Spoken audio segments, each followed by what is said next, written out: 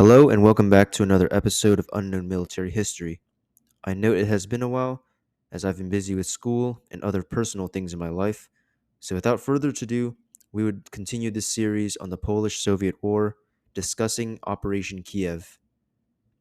As mentioned in the last episode, Soviet victories against anti-communist White Russian forces meant that they could now divert a lot more attention to the Polish front, which was formerly a side campaign.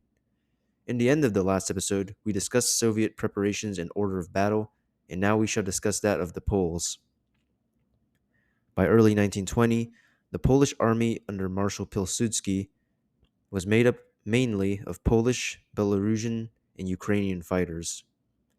Their logistics were seen as extremely dire, as the Poles mainly relied on leftover equipment from the First World War, especially German, French, and Russian guns. Each of these types of guns needed different forms of ammunition and methods of use, complicating matters greatly within Pilsudski's forces.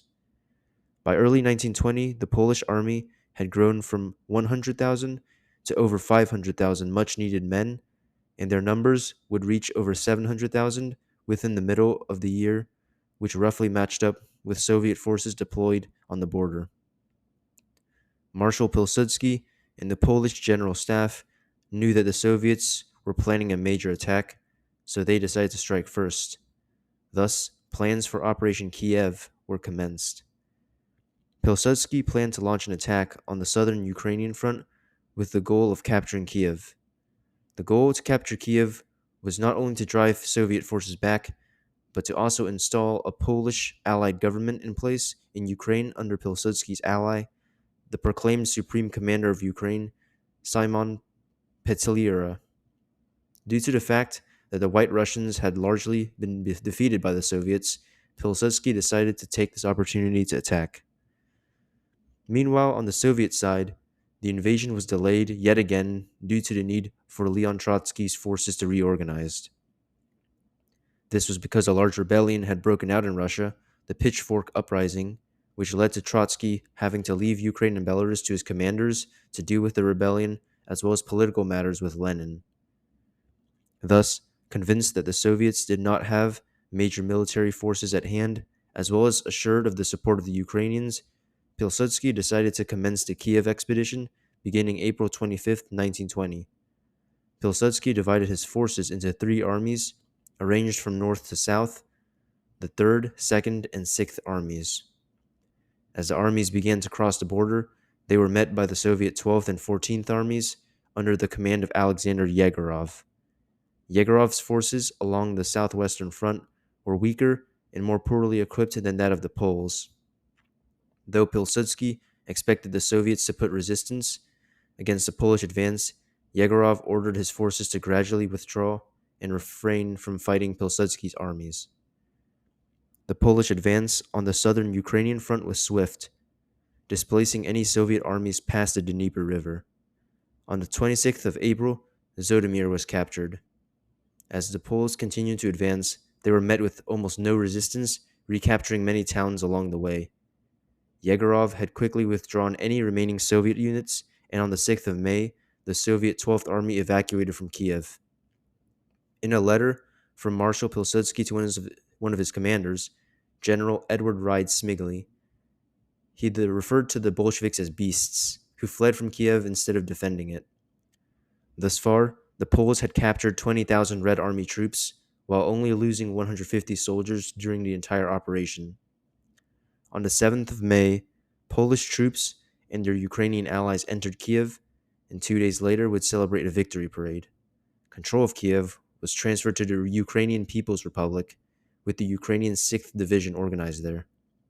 In a letter to his wife, Pilsudski declared victory.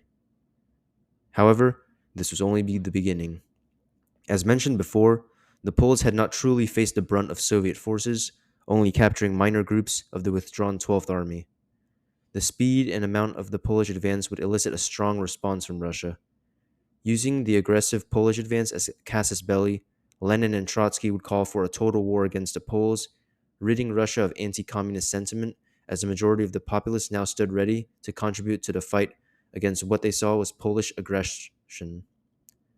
Lenin and Trotsky called for a great patriotic war, and mobilized the Russian populace, who were now driven to fight. It didn't help for the Poles that they had taken to plundering and often mistreating the Ukrainian populace during the Kiev operation, and Ukrainian peasants became tired of the war, viewing the Polish ally Petlira in a more negative light, as a man who sold out Ukraine to Poland. At this point, the Polish high command became uneasy with the rising tensions, fearing both the hostility of the Ukrainian populace and the possibility of a major Soviet counterattack. This counterattack would soon come. Polish forces were thinly but uniformly spread along Poland's eastern front. French General Paul Prosper Henrys, who visited the front during the war, stated that despite the strength of many Polish positions, they were weak on the rear reserves. The plans for the Soviet counterattack was made by Boris Shapashnikov, the chief operations manager on the field staff of the Soviet forces. His plan was to concentrate forces in Belarus and launch a counteroffensive against the weak parts of the Polish line from there. Supreme Commander of the Red Army, Leon Trotsky, would also return to her front, personally giving a rousing speech to Russian troops, encouraging them to avenge their losses in Ukraine. Trotsky even predicted that the Red Army would march into Warsaw, the capital of Poland, by the end of the year. Mikhail Tukhachevsky, the most renowned of the Soviet generals, was given command of the Western Front by Trotsky, and on the 14th of May, he began what would be known as the First Offensive. Almost without warning, Tukhachevsky's 15th and 16th armies attacked the Polish forces, penetrating Polish-held areas. As Tukhachevsky's forces, of over 70,000 combined infantry and cavalry, made movements in the front, a Polish counteroffensive was put underway in order to halt the advance of Tukhachevsky's forces. The front soon staggered into a stalemate, but Tukhachevsky's offensive had given him control of several strategic points for future offensives. At around the same time, the southern Soviet forces under the command of Yegorov were also getting ready for a counteroffensive. On the 5th of May, the head of the Cheka secret police, Felix Dzerzhinsky, arrived with over 1,000 Cheka in order to improve discipline in Yegorov's forces. Due to the fact that Yegorov's 12th and 14th armies did not have the sufficient resources to advance, they decided to wait for reinforcements. The reinforcements which they awaited was none other than the 1st Cavalry Army under the command of Semyon Bedony. This regiment was one of the most renowned and feared in Russia, as it was credited with the destruction of White Russian General Anton Denikin's volunteer army. The Soviet High Command would appoint Bedony's forces with a leading role in the Soviet counteroffensive in Ukraine.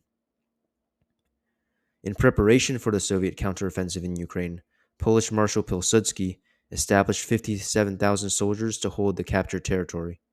Pilsudski supposedly was not impressed with Bedony's 1st Cavalry, regarding them as fighting in the style of nomads who could not perform a proper cavalry charge.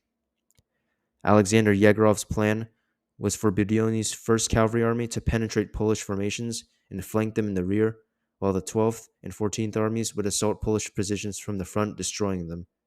This initial plan worked, and on June 5th, Bedony's army managed to force its way within the defending Polish 3rd and 6th armies, eliminating many small units. Following this, the Polish general Edward Rys-Smigli pulled his forces back suddenly to fortify Kiev, despite orders from senior commander Antony Listowski to withdraw more carefully. As the Polish forces retreated, they destroyed the city's bridges, electric power, and water pumps. By the beginning of June that year, General Edward Rys-Smigli had finally evacuated the 3rd Army from Kiev, and not long after, Soviet forces entered Kiev. This was the 16th regime change in Kiev since the start of the October Revolution. For the next 2 months, the Polish armies under Rys-Smigli rapidly withdrew west in order to break the encirclement that Yegorov and Bedony's armies had set up. Withdrawing west, Rys-Smigli's 3rd Army took with it the spoils of war as well as fleeing civilians. Despite losses, the Polish 3rd Army narrowly managed to avoid being encircled. On the 26th of June, Pilsudski would appoint Rys-Smigli as the commander of the Ukrainian front, replacing Antony Listowski.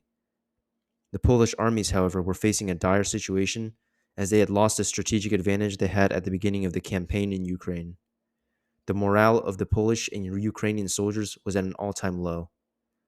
The only thing that was positive for the Poles was that the Polish Air Force, in particular the Polish 7th Air Escadrille, which was actually manned by many volunteer American pilots, flew many successful bombing and reconnaissance missions against the Soviets.